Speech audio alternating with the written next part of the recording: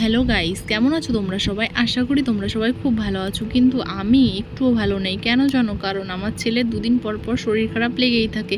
এই ঠান্ডা, কাশি, জ্বর তোর লেগেই থাকে। আর কাশি হলে দুদিন পর পর যাও দোকানে, যাও ডাক্তারের কাছে, যাও হসপিটালে দৌড়াও।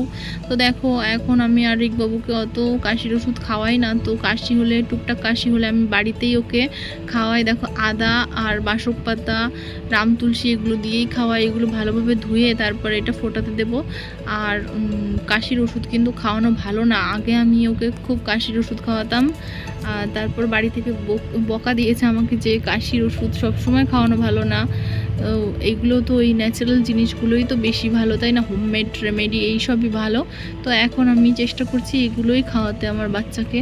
তো কাশির ওষুধ খাওয়ালে তো সাইড এফেক্টও থাকে কিছু। তো দেখো, এখন এটার কালারটা চেঞ্জ হয়ে গেছে যখন ফোটাতে দিয়েছি। তো এটা আমার ফোটানো কমপ্লিট। এখন এটা একটা ছাকনার সাহায্যে ছেঁকে নেব।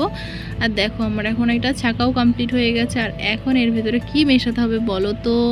তো বন্ধুরা, এখন এর ভেতরে মেশাবো হচ্ছে মধু। তো 2 চামচ মধু মিশিয়ে দেবো। আর এটা কিন্তু অনেকটাই বানানো হয়ে গেছে, কারণ এটা আমিও একটু খাবো আর রিকবাবুকেও একটু খাবো, তার জন্য একটু বেশি করে বানিয়েছি।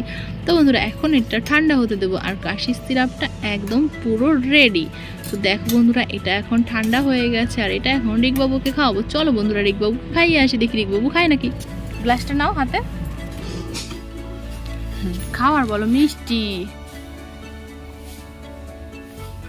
কেমন বাবা? এটা কেমন? এটা পড়ে গেল তো, বলো। মিষ্টি পড়ে গেল, খাও, খেয়ে নাও, ঢকঢক করে খেয়ে নাও। তো বন্ধুরা, দেখলে তো রিকবাবুকে খাওয়াতে গিয়ে কত ঝামেলা পোহাতে হয় আমাকে। তো রিকবাবু কিন্তু এটা ভালোভাবে খাবেই না, আর খাচ্ছেও না। দেখো, ও নিয়ে খেলা শুরু করে দিয়েছে, একটু একটু মুখে দিচ্ছে। আর দেখো, আমাকে দেখাচ্ছে যে ও খাচ্ছে, কিন্তু আদৌতে ও একটুও মুখে নেয়নি।